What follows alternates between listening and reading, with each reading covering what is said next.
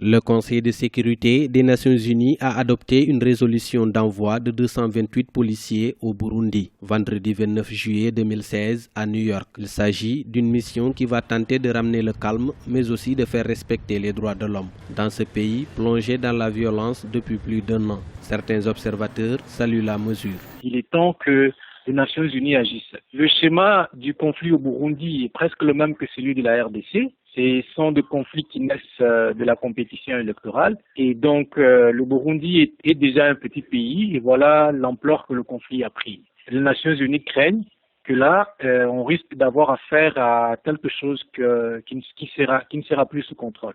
Les pays membres de l'Organisation des Nations Unies sont divisés sur l'envoi des troupes au Burundi. Certains membres du Conseil de sécurité ont demandé l'accord préalable des autorités burundaises qui n'ont accepté d'accueillir que 50 hommes. Selon les analystes, l'envoi des 228 policiers ne va pas changer grand-chose sur la sécurité. Ça ne peut pas avoir un impact significatif, c'est trop peu, surtout que c'est des policiers.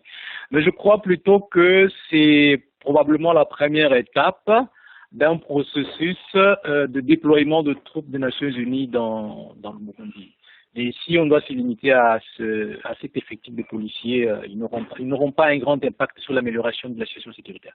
Le Burundi fait face à une crise politique née du 3e mandat du chef de l'État, Pierre Nkurunziza, en 2015. Le pays a enregistré plusieurs séries d'assassinats politiques. Les Nations Unies avaient annoncé il y a quelques mois l'envoi d'une force d'interposition. Sans tarder, les autorités burundaises avaient affiché leur opposition à cette mesure.